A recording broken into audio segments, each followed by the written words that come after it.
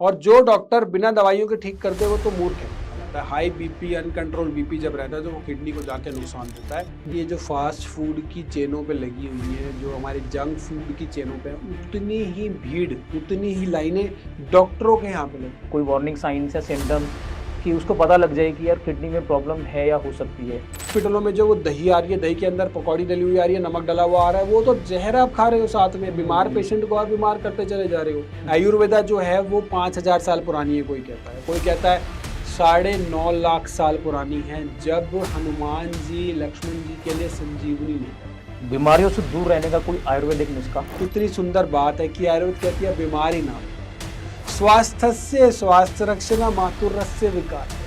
Pain killers का seven करते हैं, ओवर द काउंटर ड्रग्स में पेन किलर ले लिया, पेन किलर के कारण जो है वो किडनी जो है वो डैमेज है। दूध में कभी नमक डाल के लेना ही नहीं चाहिए, जहर बनेगा ही बनेगा शरीर में जाकर।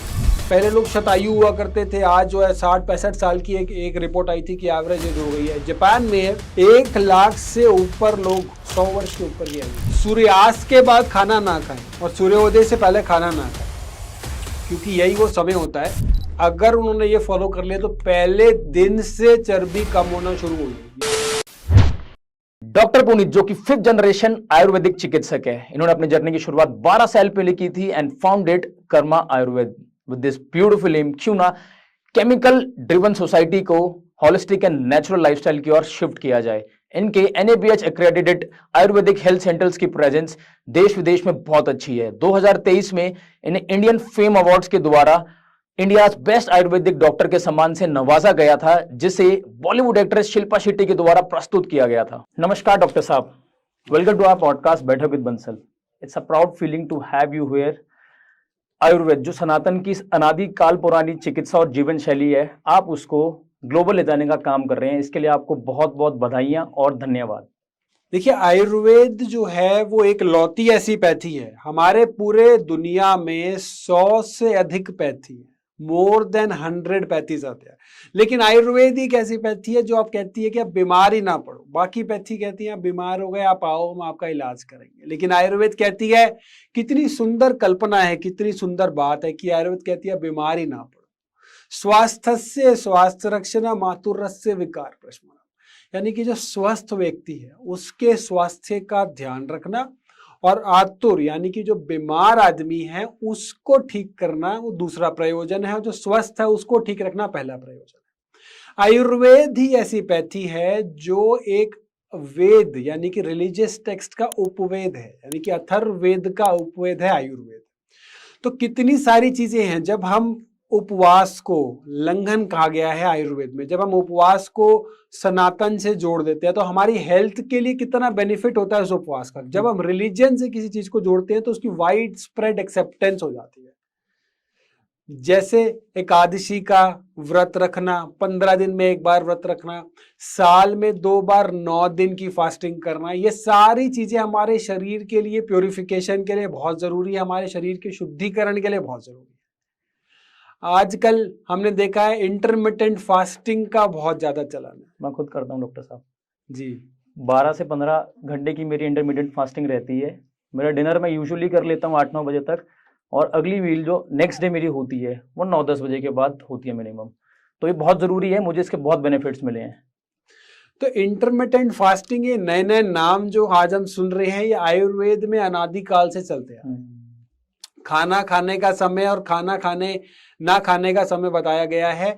सूर्यास्त के बाद खाना ना खाएं और सूर्योदय से पहले खाना ना खाएं, क्योंकि यही वो समय होता है जब सूरज उग रहा होता है और हमारी जठर अग्नि यानी कि डाइजेस्टिव फायर जो है वो पीक पर होती है, और जो भी हम खाते हैं वो पच रहा होता है इस समय। जब हमारी जठर अग्नि पीक पर है तो जो खाना खा रहे हैं वो पच रहा होता है। अगर हम उसके आगे पीछे ऊपर नीचे खाना खाते हैं तो वो खाना पचता नहीं है। यही हम गलती करते आ रहे हैं, यही हम गलती करते चले आ रहे हैं। काफी समय से हमने खाने का ना प्रचलन चेंज कर दिया। मैं किसी एक ऑनलाइन डिलीवरी जो प्लेटफॉर्म है उसके किसी एग्जीक्यूटिव से मिला, उन्होंने मुझे बताया कि हमारे ऑर्डर्स ही रात को आते हैं। हम दिन में तो हमारे लड़के फ्री होते हैं, रात को ही हमारे लड़के बाइकों पे अलग अलग रेस्टोरेंट का खाना लेके शहरों वाले लोगों को पहुंचा रहे होते हैं। कितनी एक हमारी ऐसी हमारा आयुर्वेद हमारे साथ होते हुए भी जो बताया गया है कि किस समय हमें खाना खाना है, किस समय नहीं खाना है, सूर्योदय से सूर्यास्त के बीच में खाना, तो 9 से 6 की विंडो कर ली हमने। 9 बजे से पहले नहीं खाना, 6 बजे के बाद नहीं खाना। उस विंडो के अंदर अगर हमने खाना खा लिया तो वो इंटरमिटेंट फास्टिंग है एक प्रकार की।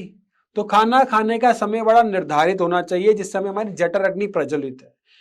अगर हम जो खा रहे हैं वो पच रहा है तो बहुत अच्छी बात है। हमने खाया 100 ग्राम और 100 ग्राम पचाया, बहुत अच्छी सिचुएशन है। 200 ग्राम खाया और 100 ग्राम पचाया तो बड़ी खराब स्थिति है। कहीं ना कहीं बीमारी को बुलावा दे रहे हैं हम। बीमारियों की जड़ है, बीमारियों की जड़ है बिल्कुल। 107 से ज्यादा बीमारियों के कारण होता है आम। आम होता है अनडाइजेस्टेड फूड पार्टिकल, यानी कि जो हमने खाना खाया और वो डाइजेस्ट नहीं हुआ उसे कहा गया है आम। तो वो जो आम होता है वो कोलेस्ट्रॉल बढ़ाता है, एलडीएल बढ़ाता है, वीएलडीएल बढ़ाता है, यूरिक एसिड बढ़ाता है और अन्य जितने जहर के नाम हम सोच सकते हैं हमारे शरीर में बढ़ते हैं, उसका कहीं ना कहीं पीछे जो कारण है वो आम होता है। आम खा गया अनडाइजेस्टेड फूड, जो हमने खाया, हमारी जठर अग्नि मंद थी उस समय, हमने खा लिया और वो पचा नहीं, शरीर में रह गया। वही अनडाइजेस्टेड फूड बहुत सारी बीमारियों का कारण बनता है। इसमें एक ये चीज भी होती है कि कहते हैं कि अगर फ्रूट्स खा रहे हो तो साथ में डेयरी प्रोडक्ट्स कंज्यूम मत कीजिए, या फिर कुक मील जो होती है, अनाज होता है, उसको कंज्यूम ना कीजिए, फ्रूट्स को बाकी चीज़ों से अलग रखिए। ऐसे ही सभी चीज़ों के लिए कुछ अलग चीज़ें डिफाइन की गई हैं, तो इन चीज़ों का भी ध्यान रखना होता है। जैसे आपने समय के बारे में बात करी कि खाने का समय होता है कि जब तक हमारा सूर्य उदय होने से सूर्य सनराइज से सनसेट, सनराइज से सनसेट का जो हमारा टाइमिंग होता है आपने बताया, तो साथ साथ इन चीज़ों का भी ध्यान रखना चाहिए कि हमारे को क्या चीज़ किसके साथ खानी है और क्या चीज़ नहीं खानी है।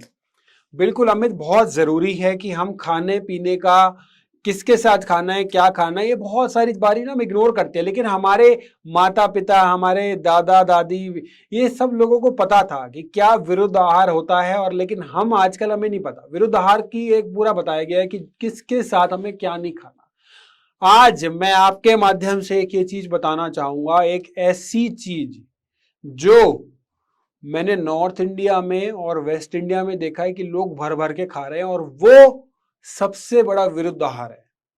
कड़ी खाते हो आप? कड़ी? हाँ जी।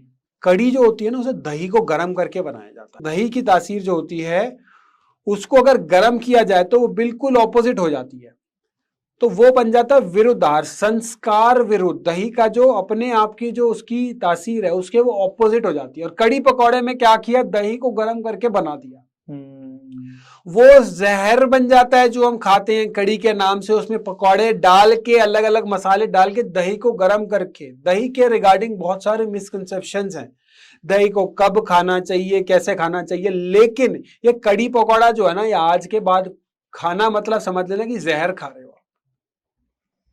इस तरीके से ये नुकसान देता है, इस तरीके से ये हमारे शरीर को खराब करता है। दही को कभी भी गर्म करके नहीं खाया जाता, दही को हमेशा ठंडा खाया जाता है। दही पे कभी नमक डाल के नहीं खाया जाता, दही पे कभी चीनी डाल के नहीं खानी चाहिए। क्यों नहीं खानी चाहिए? क्योंकि चीनी और नमक जो होते हैं वो केमिकली प्रोसेस्ड होते हैं, और दही में जो होता है वो बैक्टीरिया होते हैं, गुड बैक्टीरिया, जो हमारे गट के लिए अच्छे होते हैं। अगर हम उन पे नमक या चीनी डालते हैं तो वो बैक्टीरिया जो है वो मर जाते हैं, और वो जो फायदा दही को करना होता है वो दही हमें फायदा नहीं कर पाती है।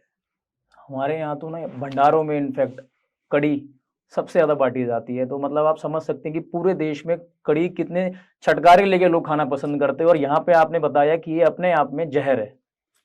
जहर है कड़ी, क्योंकि इसके अंदर एक तो दही गर्म हो गई, ऊपर से मसाले डल गए, तो दही जो है उसका कोई फायदा नहीं हुआ। उसको अगर खाना है तो हमें जो घर की दही अगर हम बनाए और मिट्टी के बर्तन में उसे जमाएं, बाहर की दही जो होती है वो पैस्चराइज होती है, उसका भी हमें फायदा नहीं होता, उसके बैक्टीरिया भी जो होते हैं वो मोर और लेस डेड होते हैं। जो घर की दही होती है वही हमें फायदा करती है। कोई एंटीबायोटिक खा रहा है, उसका गुड बैक्टीरिया सारा मर जाता है।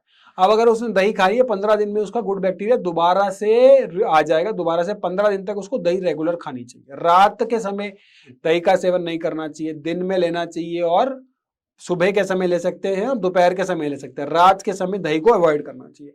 ये बहुत जरूरी चीजें हैं। दही कफ वर्धक होती है, कफ बढ़ाती है। रात के समय लेते हैं तो कफ और ज्यादा बढ़ेगा। अभिसंधि होती है, आपने देखा होगा पहले के समय में दही और चीनी, कोई अच्छे काम के लिए जा रहा था तो घर से एग्जाम है, अच्छा दही चीनी बेटा खा के जाना। दही चीनी के पीछे क्या रीजन था? उसके पीछे दही और चीनी जब साथ में मिल जाती है तो वो अतिसार, भयज अतिसार, मतलब डर के कारण हमें जो पॉटी लगने की संभावना होती है, भयज अतिसार के लिए बहुत अच्छी बताई गई है दही और चीनी, क्योंकि दही अभिसंधि होती है, हमारे स्त्रोतों को रोकती है। तो उस समय हम दही और चीनी खा के भेजे थे, हमने उसको जोड़ दिया किससे, संस्कार से, धर्म से जोड़ दिया, लेकिन क्योंकि उसकी वाइड स्प्रेड एक्सेप्टेंस हो जाती है इसका। अभी एक चीज और है, आजकल ना मार्केट में एक नई चीज चल रही है कि लोग कहते हैं डेयरी प्रोडक्ट्स कंज्यूम नहीं करने चाहिए। इस चीज के बारे में आप क्या कहना चाहेंगे? बिकॉज अभी दही के ऊपर चर्चा चल रही है, दही भी अपने आप में एक डेयरी प्रोडक्ट है, बहुत से लोग जो हैं इसके खिलाफ हैं आजकल। देखिए, डेयरी प्रोडक्ट हम काफी लंबे समय से जो है वो कंज्यूम करते आ रहे हैं। प्रॉब्लम वहां पे नहीं है, प्रॉब्लम है अडल्ट्रेशन की। अगर दूध हम ले रहे हैं तो दूध में हमने गाय को माँ का दर्जा दिया सनातन में। क्यों दिया है माँ का दर्जा? क्योंकि गाय जो है पहले अपने बछड़ों के लिए दूध देती है और उसके बाद हम अपने दूसरे बच्चों के लिए दूध देती है, यानी कि हमारे लिए देती है, इसलिए हमने माँ का दर्जा दिया गाय को। प्रॉब्लम वहां नहीं है, प्रॉब्लम है कि वो इतना ज्यादा अडल्टरेटेड हो गई है। गाय क्या खा रही है, वो थैली में जो पैक हुआ हुआ दूध आ रहा है वो किसी काम का नहीं है। जब ये सब चीजें थी तब वातावरण साफ था, गाय से दूध घरों में होती थी गाय लोगों के, और वही गाय का दूध लोग फ्रेश पी रहे होते थे। ये 2-4 दिन पहले पैक हुआ और कैसे बना, मशीनों से पैक हुआ, थैली में जो आ रहा है ये किसी काम का दूध नहीं है। इंजेक्शन लगाते हैं ज्यादा प्रोडक्शन के लिए, ऑक्सीटोसिन के इंजेक्शन लगते हैं दूध को बढ़ाने के लिए, और उससे दूध जो है वो ज्यादा निकलता है। और जहाँ पे उसको अपने कुछ टाइम के लिए दूध देना था, लेकिन वो लंबे समय तक जो है वो गाय दूध दे रही होती है। डॉक्टर साहब एक और चीज बताई जाती है, कहते हैं कि जो गाय का दूध होता है उसका जो ग्रोथ हार्मोन इंडेक्स होता है वो ह्यूमन ग्रोथ हार्मोन इंडेक्स से मैच नहीं करता है, उसका कहीं ना कहीं रेशियो में फर्क है और उसका ग्रोथ हार्मोन इंडेक्स थोड़ा ज्यादा होता है, जिसके चलते वो हमारे ऑर्गन्स में ना एजिंग जल्दी करता है। तो हम लोगों को कहते हैं कि वो नुकसान करते हैं इन अ सर्टेन वे, वो कार्सिजीनियस हो जाता है हमारे लिए। तो क्या इस बात पे आप क्या बताना चाहेंगे? आयुर्वेद में सबसे बढ़िया दूध जो बताया गया है वह बकरी का दूध, हल्का होता है और सबसे अमृत तुल्य कहा गया, अमृत के समान बताया गया है बकरी का दूध। लेकिन जो गाय का दूध होता है वो भी अच्छा बताया गया है, अगर सही से उसको ढंग से इस्तेमाल किया। Milk is a complete diet, पूरी डाइट है, उसमें सारी चीजें हैं, लेकिन आप क्या कर रहे हो, दूध को अलग अलग फॉर्म में यूज करने लग गए। हमने पनीर बना लिया, उसका पनीर में उसके अंदर फिर और कुछ कर दिया, हमने बड़ा ना उसको एडल्टरेटेड कर दिया चारों तरफ उसके, फिर दूध भी असली नहीं आ रहा। इसीलिए आज के समय में ये कहना गलत नहीं है कि दूध जो हो सके वो हम कम से कम ले, अगर असली नहीं आ रहा तो, अगर असली आ रहा है, गौशाला से आ रहा है, सही आ रहा है तो ले सकते हैं। प्रॉब्लम दूध में नहीं है, प्रॉब्लम वातावरण में है, प्रॉब्लम हमारे आसपास जो चीजें एडल्टरेटेड हो रही है उसमें है। तो कहीं ना कहीं हमें इस चीज की ध्यान देने की जरूरत है। देखो असली दूध मिलना तो अब ना के बराबर है, सब शहर में आ गए हैं, शहर में हम लोग अपने खुद की गाय तो पाल नहीं सकते हैं। ओनली ऑप्शन इज जो अमूल का दूध आता है या फिर मदर डेयरी का आता है या फिर जो पैक्ड मिल्क मिलता है मार्केट में। अब इसके बारे में हम कुछ कह नहीं सकते पीछे से कि वो दूध कितना सही है कितना गलत है। बिल्कुल, शहरों में भी ना गौशाला होती है 5-7 किलोमीटर के, जो अगर हम देखें तो उसमें कोई ना कोई गौशाला मिल जाएगी। तो वो गौशाला से अगर दूध आ रहा है और अगर वो गौशाला सही से गाय का वहां पे प्रॉपर हो रहा है, तो मुझे लगता है वो भी कोई बुरा ऑप्शन नहीं है एज कम्पेयर टू पैकेट वाला दूध लेना। जल्दी जल्दी में एक एक चीज को करने से बेटर है कि पहले अपनी सेहत तो देख लेना, तभी तो हम कुछ कर पाएंगे। डॉक्टर साहब मैं आपसे जानना चाहूंगा आयुर्वेद से किन किन रोगों को ठीक किया जा सकता है? देखिए, आयुर्वेद जो है ना वो कंप्लीट साइंस है। आयुर्वेद एक प्रकार की कंप्लीट पैथी है जहां पे रोगों को जड़ से इलाज करने के लिए बताया गया। अब हेल्थ क्या है और आयुर्वेद क्या है और बाकी पैथियां क्या है उस पर भी चर्चा करेंगे। हेल्थ जो है वो है, it is a complete physical, mental, social, spiritual wellbeing, 4 aspect है हेल्थ के।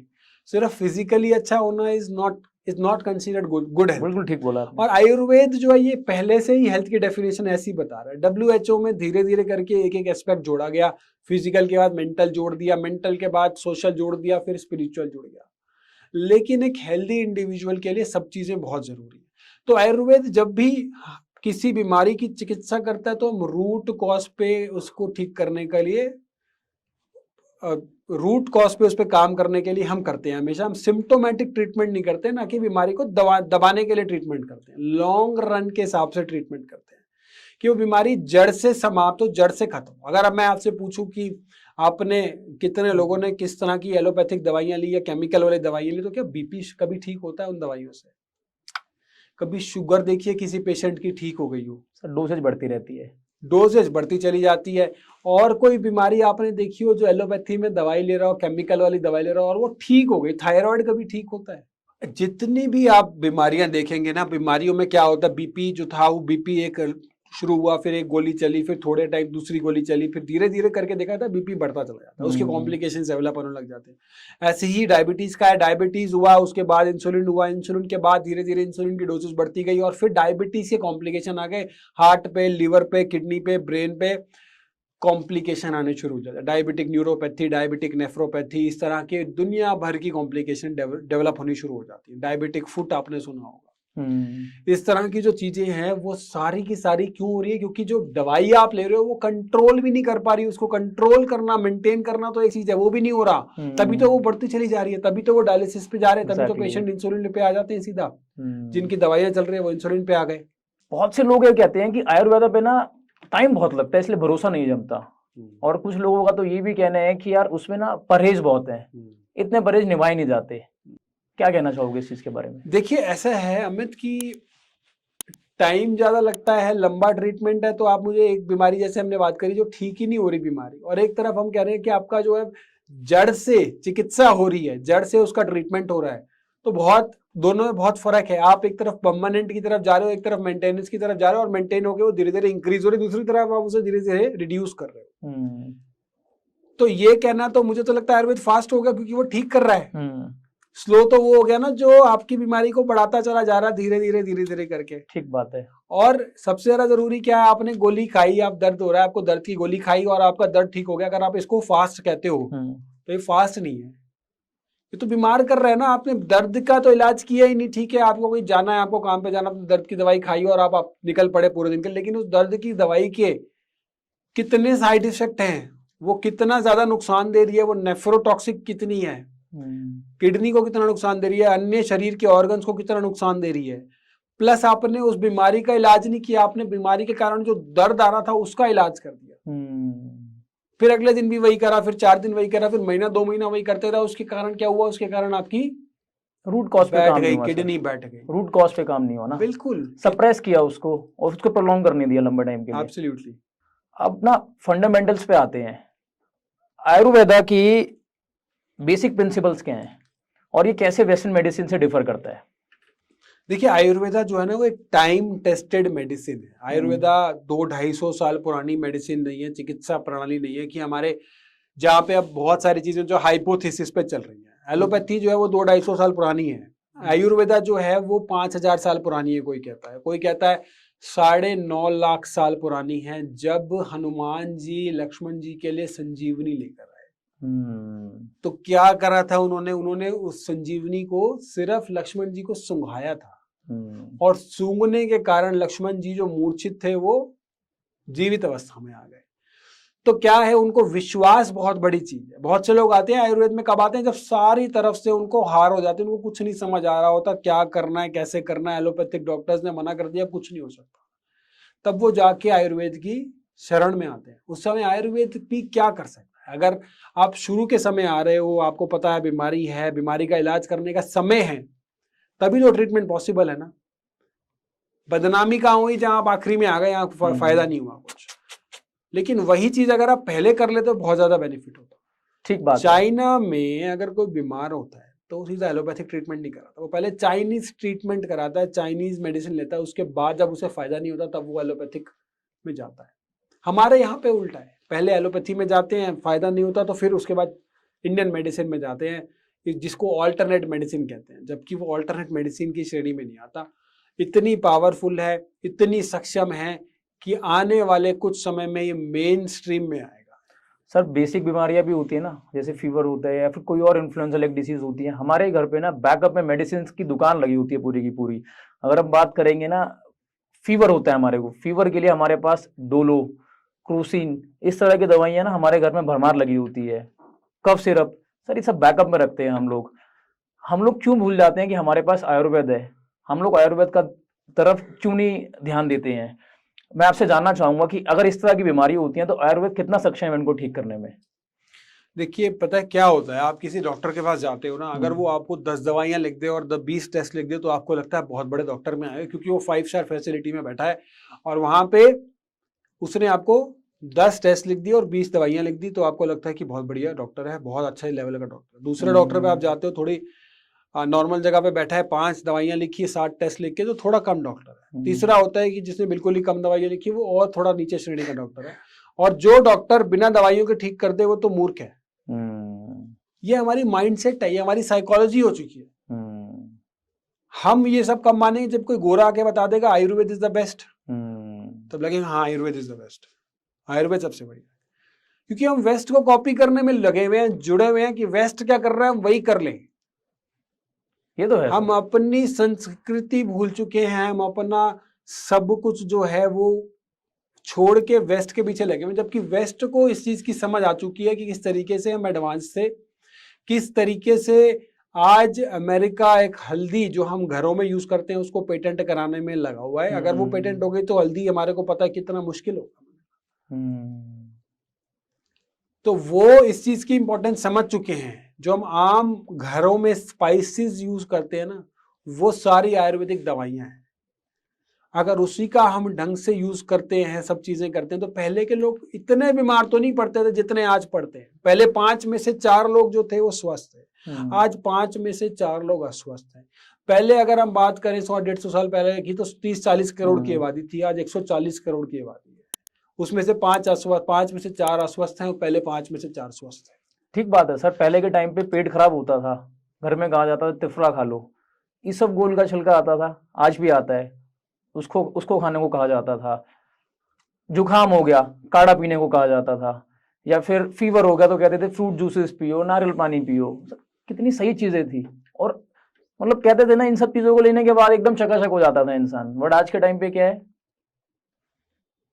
डॉक्टर के पास कंसल्ट करते हैं छोटी छोटी चीजों के लिए, और वो वहाँ पे एलोपैथिक मेडिसिन दे देते हैं, और वो बीमारी ठीक नहीं होती है सर, प्रोलॉन्ग करती रहती है। जितनी दवाइयाँ ये जो फास्ट फूड की चेनों पे लगी हुई हैं, जो हमारे जंक फूड की चेनों पे, उतनी ही भीड़, उतनी ही लाइनें डॉक्टरों के यहाँ पे लगी। जितने भी ये बैठे हैं चेंज वाले, जितने की फ्रेंचाइजी आउटलेट खोल के बैठे हुए हैं खाने पीने के, उतने ही डॉक्टर्स और केमिस्ट की लाइनें हैं। आप एक बार एनालाइज करना कि किस तरीके से दोनों चीजें साइमल्टेनियसली इंक्रीज करती चली जा रही है। हमारा लाइफस्टाइल कितना गड़बड़ हो चुका है, कैसे हम पहले जो थे, पहले के समय हम जब गुलाम थे तो स्वस्थ थे, आज हम अस्वस्थ हो गए। मतलब अगर हम पहले के लोग ज्यादा स्वस्थ थे तो पहले लोग शतायु हुआ करते थे, आज जो है 60-65 साल की एक रिपोर्ट आई थी कि एवरेज एज हो गई है। जापान में 1 लाख से ऊपर लोग 100 वर्ष के ऊपर की आयु के। हमारे भारत में भी पहले इसी तरीके से चीजें हुआ करती थी, स्थिति हुआ करती थी, लेकिन हमने अपनी डाइट चेंज कर ली, डाइट हमने इंटरनेशनल कर ली, वेस्टर्नाइज हो गया सर, सब कुछ हमने अपना चेंज कर लिया। उठने बैठने का टाइम हमारा जो है वो सूर्य के अनुसार नहीं है, खाने पीने का टाइम हमारा उसके अनुसार नहीं है। हम इन सब चीजों को अगर एडवांसमेंट समझ रहे हैं तो हम अपने शरीर को खोखला करते चले जा रहे हैं। सर इस पर एक छोटी सी बात बोलना चाहूंगा। स्कूल में जब बच्चा जाता है, हाथ में कोल्ड ड्रिंक आ जाती है, थोड़ा और बड़ा आता है तो हाथ में सिगरेट आ जाती है, थोड़ा और बड़ा होता है तो अल्कोहल कंजम्पशन शुरू कर देता है, आगे जाके ड्रग्स की तरफ जाने लग गया है यूथ हमारा आज के टाइम पे। फिर देखते ही देखते जिम शुरू करता है तो प्रोटीन, ये वे प्रोटीन्स खाना शुरू कर देता है। तो कहीं ना ये जो चीजें हैं ना, ये अपने आप में हमारे को दुर्गति की ओर ले जा रही हैं। बिल्कुल आप ठीक कह रहे हो। स्कूल में ये पढ़ाया जाना चाहिए आयुर्वेद की किस तरीके से खाना पीना और जो नशा जो आप बात कर रहे हो वो किस तरीके से नुकसानदेह है, चाहे वो सिगरेट हो, चाहे वो अल्कोहल हो, या चाहे वो किसी और प्रकार का नशा हो। Anything which is making you addict, जो आपको अपना आदी बना रहा है, आपको उसको लेने के बगैर काम नहीं हो रहा, वो नशा है। चाहे वो कोई भी चीज हो, किसी भी कैटेगरी की हो, चाहे वो आप कैफीन ले रहे हो, वो आप जो कैन वाली नई नई आ गई ये चीजें वो ले रहे हो, या फिर आप कॉफी ले रहे हो, या आप चाय ले रहे हो, या आप कोई भी इस तरीके की चीज ले रहे हो, अगर वो आपको अपना आदी बना रहा है तो वो नशा है। चाहे आप अल्कोहल ले रहे हो, सब चीजों के अनगिनत नुकसान होते हैं। लंबे समय तक प्रलॉन्ग अगर लिया जाए, पहले तो बहुत लोग कहेंगे, नीचे वीडियो में कमेंट आएंगे, बहुत लोग कहेंगे कि मैं तो इतना टाइम से ले रहा हूँ, मुझे तो कुछ हुआ नहीं, मैं तो सिगरेट रोज पी रहा हूँ, मुझे कुछ नहीं हो रहा। आपको अभी नहीं होगा, मैं शराब रोज पी रहा हूँ, मुझे कुछ नहीं हो रहा, अभी कुछ नहीं होगा। आप बोलो मैंने शराब पी ली मुझे कुछ हो गया, कुछ नहीं होगा। आपको एक समय के बाद प्रॉब्ली अब जब आपकी मेटाबॉलिज्म स्लो हो जाएगा, प्रॉब्ली जब आपका हार्ट जो है उस तरीके से इफेक्टिवली काम नहीं करेगा, आपकी जो सेल्स होंगे वो उस तरीके से काम नहीं करेंगे, तब इन चीजों के असर जो है वो बहुत ज्यादा देखने को मिलता है। मेमोरी लॉस होना शुरू हो जाएगा, बहुत सारे अनगिनत नेगेटिव इम्पैक्ट्स आने लगते हैं बॉडी पे, ब्रेन पे आते हैं, हार्ट पे आते हैं, लिवर पे आते हैं, किडनी पे आते हैं। ऐसा कोई ऑर्गन नहीं है जो इन चीजों से बच पाए। अब मैं आपसे एक चीज और जानना चाहूंगा कि एलोपैथिक मेडिसिन के भी कुछ साइड इफेक्ट होते हैं? देखिए, केमिकल अगर आप किसी भी प्रकार का कंज्यूम कर रहे हो तो उसके साइड इफेक्ट जरूर होते हैं और वो लंबे समय तक होते हैं। अभी तो एक रिपोर्ट भी आई थी जिसमें कहा गया था तो बुखार की गोली है जो हम रेगुलर खाते चले आ रहे हैं वो ही नकली आ रही है। 56 दवाइयां अभी एक रिपोर्ट आई है उसमें बताया गया कि नकली है। उसमें से एक जो बुखार की गोली, जो कुछ हुआ खांसी जुकाम और हमने खा ली, वो कहा जाता है सेफेस्ट मेडिसिन है, वही नकली मेडिसिन आ रही है। साइड इफेक्ट तो होंगे ही होंगे अगर आप केमिकल का कोई प्रयोग कर रहे हो। बुखार हुआ तो सिंपल से तरीका है, जो मैंने पिछले 10 सालों से कोई बुखार की गोली नहीं खाई, पिछले 10 सालों से मैंने कोई दवाई नहीं खाई बुखार की। तो नहीं है सर, जरूरत नहीं पड़ती।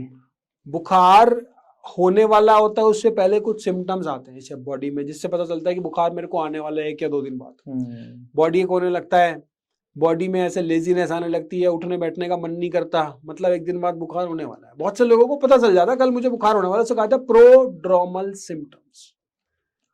प्रोड्रोमल सिम्टम्स के समय अगर हम लंघन कर लें, लंघन क्या है? लंघन परम औषधम। लंघन खाली पेट रहना, उपवास रखना। अगर उस समय हम खाली पेट रह जाएं, बुखार प्रोड्रोमल सिम्टम्स के, बुखार आएगा नहीं। ये बुखार आने के बाद की चिकित्सा नहीं है, ये बुखार ना हो, बुखार हो ही ना, उसकी चिकित्सा वो आपको बता रहे हैं। लंघन उस समय कर लिया जाए तो बुखार नहीं होता है। बुखार क्या है? बुखार बीमारी नहीं है कोई, हमारी बॉडी सिर्फ ये बता रही है कि अंदर कोई दिक्कत है, उसके अगेंस्ट हमारी बॉडी एक्शन दे रही है। हमारी बॉडी उसके लिए एक रेडी हो रही है और बुखार की फॉर्म में वो हमें पता चल रहा है अंदर कोई प्रॉब्लम है, लेकिन प्रॉब्लम का एक सिम्टम बता रही है बुखार। बुखार अपने आप में बीमारी नहीं है। बुखार को दबा देते हैं हम गोली खा के, मतलब बॉडी जो रिएक्शन दे रही है अंदर इन्फेक्शन के अगेंस्ट, जिसको हमने दबा दिया। दबाना भी जरूरी होता है कई बार, क्योंकि बहुत ज्यादा बढ़े ना। लेकिन ये समझने वाली बात है कि बुखार आ रहा है, अगर एक लिमिट से ज्यादा नहीं है तो उसे आने दो, क्योंकि बॉडी उसका रिएक्शन दे रही है, बॉडी का क्योरिंग मैकेनिज्म है। एब्सोल्युटली। लेकिन लंबे समय तक अगर ये होता है, बहुत ज्यादा एक लिमिट के ज्यादा हो तो नुकसान देता है, तो दिक्कत है। तो मतलब बॉडी में कुछ प्रॉब्लम ज्यादा है जी सर। वहीं आयुर्वेदिक मेडिसिन की कोई साइड इफेक्ट है? आप रोटी खाते हो? बिल्कुल। कितनी रोटी खाते हो? सर डिपेंड करता है भूख के ऊपर, कभी कभार 2, कभी कभार 3 और कभी कभार 4 से ज्यादा नहीं। 4। अगर आप 4 की जगह पे 12 रोटी खा लो तो क्या होगा? ऑब्वियसली सर बीमारी होगी किसी न किसी रूप में। तो क्या रोटी का साइड इफेक्ट है? हो गया ना रोटी का साइड इफेक्ट भी। अब हो गया। तो हर वो चीज जो आप जरूरत से ज्यादा खा रहे हो, जरूरत से कम खा रहे हो या बेटाइम खा रहे हो, उसका साइड इफेक्ट हो जाएगा। तो ये कहना कि इसका साइड इफेक्ट है या नहीं है, साइड बेनिफिट जरूर है इसके साथ। अगर आपने एक दवाई ली उसके और मल्टीपल बेनिफिट भी जरूर हो जाएंगे आपको, क्योंकि हमारा होलिस्टिक अप्रोच है। मान लो आपने गिलोय लिया, उसमें गिलोय में आपकी इम्यूनिटी भी बढ़ जाएगी, आपका हार्ट भी अच्छे से काम करेगा, आपके जोड़ों में अगर कुछ होगी तो लंबे समय में वो भी फायदा करेगा। त्रिफला आप ले रहे हो, त्रिफला के साइड बेनिफिट ही इतने सारे मिलेंगे। लोग कहते हैं पेट के लिए अच्छा है त्रिफला, पेट के लिए तो है ही है, उसके अलावा 1000 चीजों के लिए त्रिफला अच्छा है। हरड़ बहेड़ा आंवला जो है वो सबसे अच्छा हमारे पूरे शरीर के लिए रसायन बताया गया आयुर्वेद में। इसको हमारी बॉडी को रिजुवेनेट करता है, यंग रखता है। 2-3 साल तक अगर रेगुलर किसी ने ले लिया तो उसको इसके चमत्कारिक परिणाम मिलेंगे। सिंपल सा तरीका है, हरड़ बहेड़ा और आंवला 1:2:4 की रेशो में अगर ले लिया तो चमत्कारिक परिणाम मिलेंगे। आंवला के अपने बेनिफिट्स हैं, हमारी स्किन अच्छी होनी शुरू हो जाएगी, हम आपको लगेगा चेहरे पे एक ग्लो है, एक नूर आ रहा है चेहरे पे। उसके साथ साथ जो छोटी छोटी हमारी बीमारियां हैं वो सारी आपको लगेंगी ठीक होती चली जा रही। थायराइड किसी को लंबे समय से है वो ठीक होनी शुरू हो जाएगी। कोलेस्ट्रॉल बढ़ा हुआ है, लंबे समय तक अगर त्रिफला का सेवन किया जाए, पेट तो है ही है, तो ये क्या हुआ? साइड इफेक्ट नहीं है, साइड बेनिफिट जरूर हो गए। लेकिन आप चिकित्सक की देखरेख में अगर आयुर्वेदिक दवाइयां लें तो बहुत सारा मतलब सही मात्रा में सही समय पे लो तो इसके बेनिफिट ही बेनिफिट हैं। जी।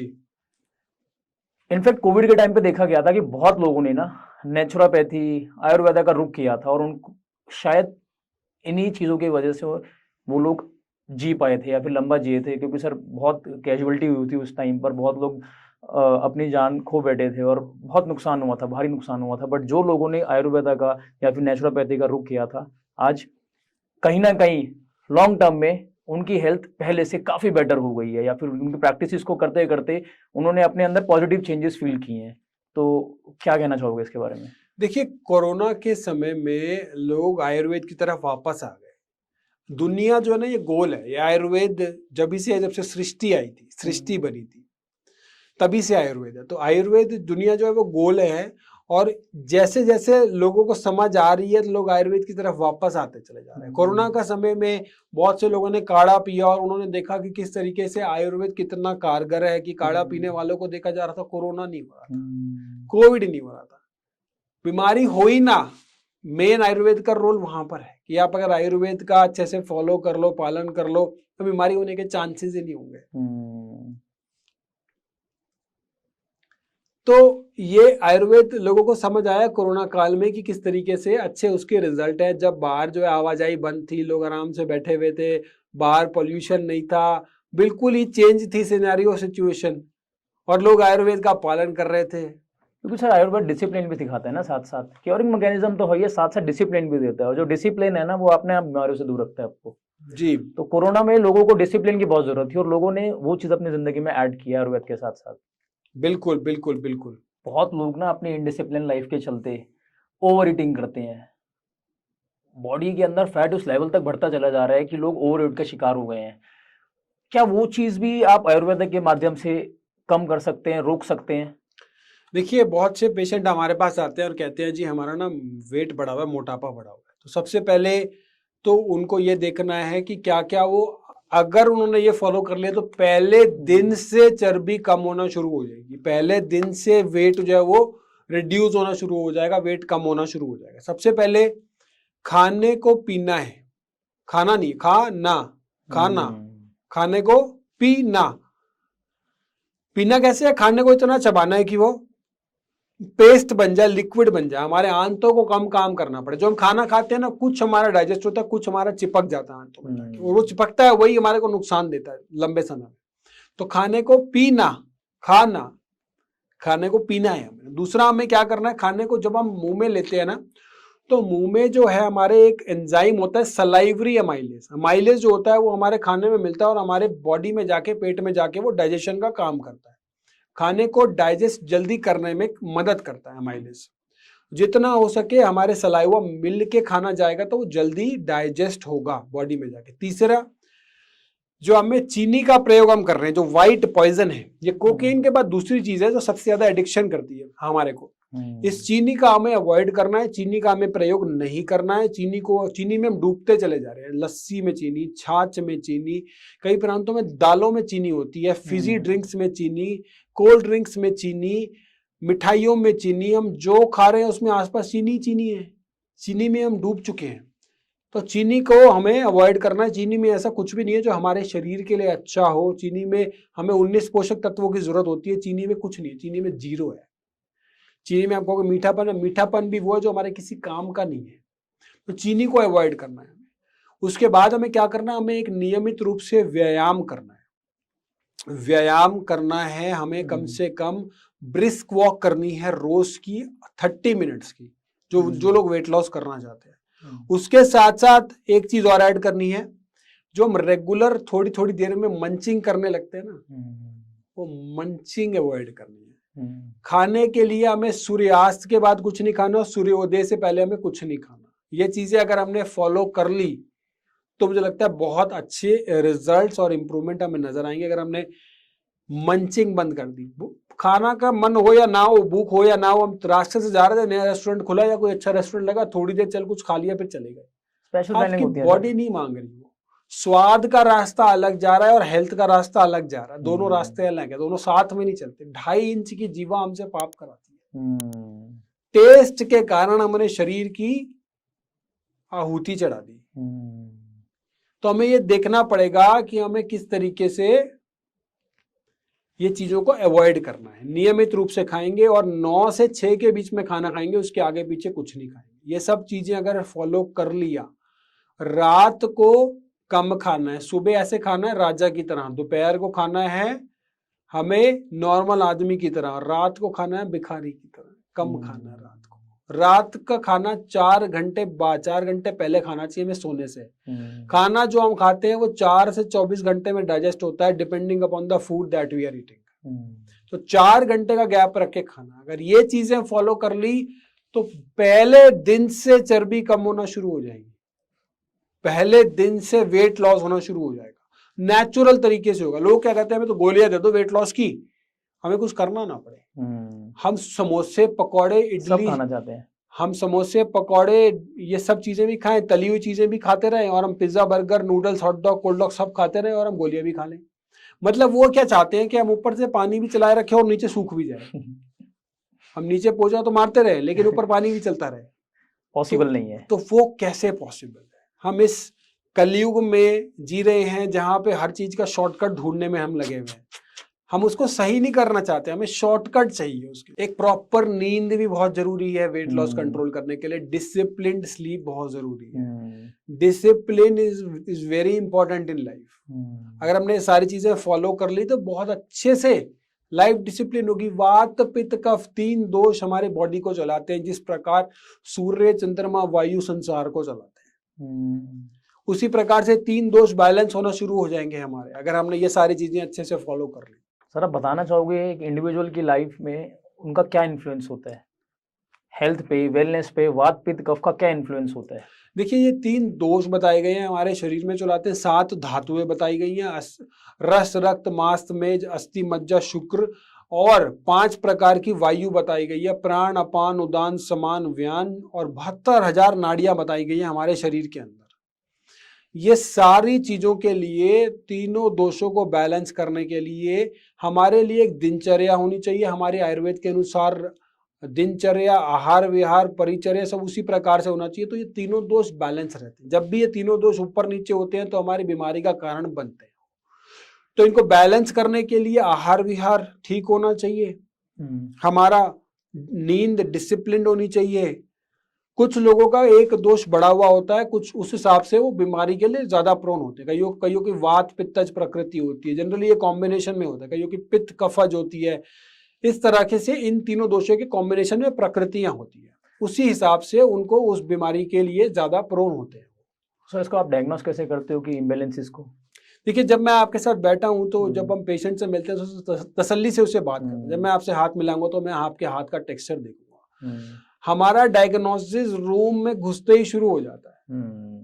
आपने मेरे से पूछी, मैंने आपकी एज आपसे बिना पूछे बता दी आपको, हाँ इतनी, आपने कहा बिल्कुल ठीक बताया, क्योंकि हमारा डायग्नोसिस वहीं से शुरू हो जाता है। जैसे ही हम रूम में घुसते हैं, आपके कलर, आपके फेस का टेक्सचर, आपकी आंखें कैसी हैं, आपकी पैर की मूवमेंट कैसी है, आप बोल कैसे रहे हैं, वहीं से हमारा डायग्नोसिस शुरू हो जाता है। आयुर्वेद सिर्फ एक लिमिटेड नहीं है, ज्ञान नहीं है कि हमने देखा अनलाइक एलोपैथी की चल बुखार है तो सबको पैरासीटामोल दे दी। बहुत ही कस्टमाइज ट्रीटमेंट दिया जाता है, आपकी प्रकृति के अनुसार ट्रीटमेंट दिया जाता है।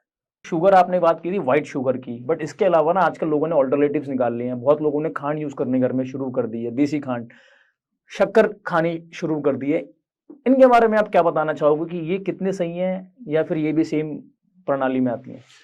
शुगर ऑल्टरनेट है, ये ऑल्टरनेट नहीं है, ये ओरिजिनल है। जो हम पहले खाया करते थे, खांड लिया करते थे, गुड़ खाया करते थे। चीनी का भाई जब अंग्रेज आए कोई लेता नहीं था हमारे यहाँ पे, क्योंकि हम लोग शुगर और हम खांड और गुड़ लिया करते थे उस समय, शक्कर लिया करते थे उस समय।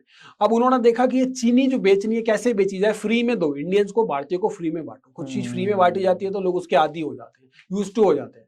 फ्री में तो हम जहर भी ले लेते हैं। पहली बार सिगरेट पीता है तो अपने दोस्त के साथ फ्री में पीता है, फिर पैसे देके पीता है, ठीक बात कोई है। भी आदमी पीता है। तो चीनी जो है वो पहले फ्री में बांटी गई, उसके बाद लोगों ने पैसे देके लेना शुरू किया। तो जब चीनी बनती है तो वो एक बहुत ही कॉम्प्लेक्स केमिकल प्रोसेस से बनती है, जिसके अंदर बहुत सारे केमिकल्स का यूज होता है, सल्फर का प्रयोग होता है, उसको बहुत ज़्यादा रिफाइंड किया जाता है, और अगर आप किसी चीनी मिल के बाहर से जाओगे तो आपको बहुत गंदी स्मेल आएगी, बहुत गंदी बदबू आएगी, इतने ज़्यादा केमिकल का इस्तेमाल होता है चीनी में। जबकि जो गुड़ होता है वो सिंपल प्रोसेस से बनता है, गन्ने के रस से बनता है, केमिकल का प्रयोग नहीं होता। तो पहले जो था वो केमिकल के बगैर ही हम यूज़ किया करते थे, गुड़ यूज़ किया करते थे, खांड यूज़ किया करते थे। ये सब तो हमने अभी से शुरू कर दिया, चीनी के लेनी है, ये लेनी है, जब से हम बिना देखे आंखें बंद करके हम वेस्टर्नाइज होते गए, तो हमने देखा चलो यही ले लो। तो सबसे बढ़िया ऑप्शन है, क्योंकि वो बिना केमिकल के चीजें जो हैं वो हम यूज करते आ रहे हैं लंबे समय। आयुर्वेद ट्रीटमेंट में ज्यादातर किस चीज पर ध्यान दिया जाता है? वेलनेस मेडिसिन पे, डाइटरी चेंजेस पे, या लाइफस्टाइल रिकमेंडेशंस पे? देखिए, जब पेशेंट हमारे पास आता है तो उसकी medicine, diet, yoga, acupressure, meditation, सब चीजें हम उसको बताते हैं, और अगर आप फॉलो कर पाओ तभी आप उसको शुरू करो। सिर्फ एक पर्टिकुलर चीजों से हम नहीं करते कि आपको दवाइयां बता दिया, कुछ बता दिया और बाकी चीजें हमने छोड़ दी, इग्नोर कर दी। तो हम इसको होलिस्टिकली सब चीजें बताते हैं, डिसिप्लिन लाइफस्टाइल की इंपॉर्टेंस बताते हैं। उसके बाद ही हम उसको एडवाइस करते हैं कि अब आपने ये सब चीजें अच्छे से फॉलो करनी है। खाना पीना तो बहुत जरूरी है, अगर आप वो नहीं फॉलो कर पाए तो कैसे होगा। 5 मिनट प्राणायाम अगर आपने कर लिया तो वो जो प्राणायाम है, कपाल भाती है, अनुलोम विलोम, वो 72,000 नाड़ियों को स्टिम्युलेट करता है बॉडी में। जो हम एक्सरसाइज करते हैं वो हमारी एक्सटर्नल मसल्स के लिए जरूरी होती है, लेकिन जब हम योग करते हैं तो वो हमारे हर एक ऑर्गन्स को स्टिम्युलेट करती है, हमारी सेंसेशन जो नाड़ियों में होता है उसको स्टिम्युलेट करती है, प्राण शक्ति को जागृत करती है। तो योग की अपनी अलग इंपॉर्टेंस है, प्राणायाम की अपनी अलग इंपॉर्टेंस है। तो हर आदमी को 5 मिनट प्राणायाम डेली बेसिस पे अवश्य करना चाहिए। 5 मिनट कोई बहुत मुश्किल नहीं है समय निकालना, कि आप 5 मिनट खाली पेट सुबह अगर प्राणायाम करते हो तो एक आपकी प्राण शक्ति जागृत रहती है। बट बहुत से लोग हैं जो दूसरे फॉर्म एक्सरसाइजेस कर रहे हैं, बहुत से लोग हैं जो रनिंग करते हैं डेली, बहुत से लोग हैं जो स्पोर्ट्स खेलते हैं, कोई ना कोई जिम जाते हैं, वेट एक्सरसाइज करते हैं, तो ये चीजें वहां पे असर नहीं करती हैं? आप वो सारी एक्सरसाइज कीजिए, बॉडी के लिए बहुत अच्छी है, हमारी मसल्स के लिए बहुत अच्छी है, मसल्स के लिए सारी एक्सरसाइज आर वेरी गुड।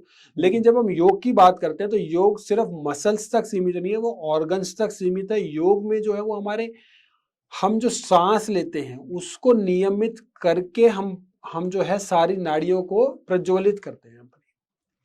तो योग इज मोर, इट्स सिंपल है, लेकिन वो इंटरनल तक हमें फायदा देता है। वो मोर ऑफ एक्सटर्नल एक्सरसाइज है, ये मोर ऑफ इंटरनल एक्सरसाइज है। बिल्कुल सर, हम कोई स्पोर्ट्स खेलते हैं, रनिंग करते हैं, तो उसमें भी सांसें बहुत तेजी से, सांसें अच्छी, वो अच्छा है हमारी बॉडी के लिए करना, कार्डियक एक्सरसाइज है, कार्डियो वो करनी चाहिए। मैंने आपसे ये बोला कि वो अच्छा है, लेकिन ये वो एक्सटर्नल है, ये इंटरनल है। 5-7 मिनट अगर ये करेंगे तो इसमें भी फायदा होगा। दोनों चीजें की अपनी अलग अलग इंपॉर्टेंस है। इसका मतलब ये अच्छा नहीं कि ये नहीं करना या वो करना है, वो तो करना ही है, लेकिन 5-7 मिनट आप ये भी करोगे तो इससे भी बहुत अच्छे आपको रिजल्ट्स मिलेंगे, क्योंकि आपके ऑर्गन्स के लिए अच्छा है। योग को आप सबको अपनी लाइफ में हिस्सा बना लेना चाहिए, अगर नहीं है तो। हाँ, अब तो क्या है ना कि योग का आपने देखा कि चलन जो है पूरे वर्ल्ड वाइड हो गया है। हमारे देश से 5,000 योगा टीचर हर साल जो है वो वेस्ट में जाते हैं योग सिखाने। इतने ज्यादा बड़े स्केल पर योग जो है वो वेस्टर्न कंट्रीज में पॉपुलर होता चला जा रहा है, नो डाउट, इतने बड़े स्केल पे। और हमें क्या होता है कि जब वो लोग करना शुरू करते हैं तब हमें अपनी चीज की इंपॉर्टेंस होती है, इसलिए हम लोग भी वो सब करना हम काफी हद तक शुरू हो गए। महर्षि पतंजलि ने योग के जो जनक बताए गए हैं, वो उन्होंने आज से 10,000 साल पहले, 5,000 साल पहले सब बता दिया था कि हमें ये क्रियाएं करनी है। मॉडर्न साइंस आज उसको अपने तरीकों से प्रूव करता आ रहा है। कितने बड़े बड़े योगी हुए हैं जिन्होंने अपनी प्राण शक्ति को प्रूव किया, और मेडिकल साइंस को नेगेटिव उस समय गलत प्रूफ कर दिया। क्लिनिकली डेड हो गए योग के द्वारा, और फिर दोबारा से अपनी प्राण शक्ति को जागृत कर दिया। ऐसे बड़े बड़े योगी हैं। डॉक्टर साहब क्या करते हैं अपने आप को फिट रखने के लिए? देखिए, सारी चीजें जो मैं आपको बता रहा हूँ, ये सारी चीजें मैं डेली बेसिस पे करता हूँ, और योग भी मेरी डेली लाइफ में इंक्लूडेड रहता है। जब भी सुबह उठें तो ऊपर वाले का, भगवान का शुक्राना जरूर कीजिए। और क्योंकि देखिए, हम जब ये करते हैं ना तो हमारा सारा ध्यान उस पर आ जाता है कि हमारी जिंदगी में आज हमारे पास क्या है और क्या नहीं है, उससे हमारा ध्यान हट जाता है। क्या खो दिया उससे ध्यान हट जाता है। जब हम सुबह 2-5 मिनट ऊपर वाले का, अपने इष्ट देवता का शुक्रिया करते हैं तो हमारे को डिप्रेशन में जाने के चांसेस बहुत कम हो जाते हैं। पार्किंसन की संभावना घट जाती है, डिमेंशिया की संभावना घट जाती है। सुबह उठ के सबसे पहले ऊपर वाले का शुक्राना। बहुत से लोग कहेंगे क्या करें, क्या मेरे पास तो कुछ है नहीं, क्यों मैं शुक्राना करूं। आज के लोग यही सोचते हैं ना, यूथ यही सोचता है कि मैं why should I do this, they need a reason for that. So the most important reason is that there are around 2.5 lakh people who haven't seen the next day. 2.5 lakh लोगों ने वो सुबह नहीं देखी, तो आप उनमें से हो जिन्होंने वो सुबह देखी। आपने रात का भोजन खाया, मेरे ख्याल 30 से 40% पूरे देश की, पूरे दुनिया की आबादी में शायद उनको 2-3 समय का भोजन भी नहीं मिल पाया होगा। आपके हाथ में एक फोन है, स्मार्टफोन, जिससे आप वीडियो देख पा रहे हो, बहुत से लोगों के हाथ में वो भी नहीं होगा। तो ये मुझे लगता है कि अगर हम देखने लगे तो आज हमारे पास क्या है, तो हमारा ध्यान, हमारी सब चीजें जो है वो उसी हिसाब से चलने लग जाती है। ग्रैटिट्यूड बहुत जरूरी है। Gratitude is very important. उसके बाद जब उठते हैं तो हमें देखना है कि हम हमेशा उठे तो राइट साइड करवट लेके उठे, लेफ्ट साइड करवट लेके ना उठे। जब हम सो रहे होते हैं ना, तो हमारा जो ब्लड प्रेशर है वो एक तरीके से रिलैक्स होता है, पल्स, हार्ट, सब चीजें रिलैक्स मोड में होती है और हड़बड़ी से उठ जाते हैं बहुत से लोग। लेफ्ट साइड हमारा हार्ट होता है, तो एकदम से हमारी जो ब्लड फ्लो है वो लेफ्ट की तरफ चला जाता है। जब हम उठे राइट साइड, हमारी डाइजेस्टिव जो है, डाइजेशन भी हमारा इंप्रूव होता है क्योंकि हमारा ब्लड फ्लो राइट में जाता है जब हम राइट करवट लेके उठते हैं। तो जब भी उठे राइट करवट लेके उठे। उसके बाद हमारे हमेशा 2 नॉस्ट्रिल्स हैं, एक लेफ्ट नॉस्ट्रिल, एक राइट नॉस्ट्रिल। अब इन दोनों नॉस्ट्रिल में से हमारी एक नॉस्ट्रिल ज्यादा चल रही होती है एक टाइम पे और दूसरी नॉस्ट्रिल कम चल रही होती है। अगर आप अभी भी देखोगे तो एक से सांस ज्यादा आ रही होगी, एक से कम। आप चेक करो आपकी किससे ज्यादा आ रही है। एक से ज्यादा आ रही होगी और एक से कम, राइट से। तो राइट यानी कि हमारी सूर्य नाड़ी होती है और लेफ्ट जो होती है वो चंद्र नाड़ी होती है। तो जब भी उठे सुबह सबसे पहले देखें कुछ से ज्यादा आपकी नॉस्ट्रिल आ रही है, तो वही पैर पहले नीचे रखें। उससे क्या होगा, उससे जो ग्राउंडिंग एनर्जी है, वो ग्राउंडिंग एनर्जी हमारी बॉडी को तुरंत रिचार्ज कर देगी। Amazing sir. राइट नॉस्ट्रिल चल रही है तो राइट पैर पहले रखें, लेफ्ट नॉस्ट्रिल चल रही है तो लेफ्ट पैर पहले नीचे रखें। उसके बाद जब ये कर लिया तो हड़बड़ी में नहीं उठना, दिमाग को, मगज को रिलैक्स भी करना है।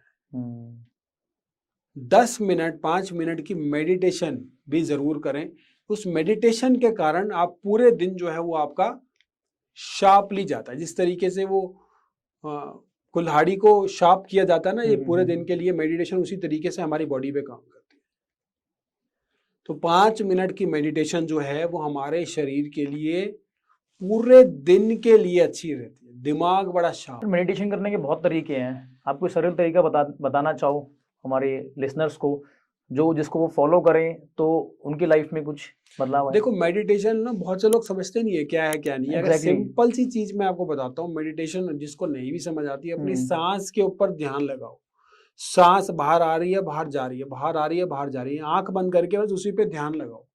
इतना बेसिक हर कोई घर बैठे कर सकता है। I think this is more than sufficient for beginners. इतना कर लो, 5 मिनट कर लो, धीरे धीरे आपको समझ आने लग जाएगी क्या है।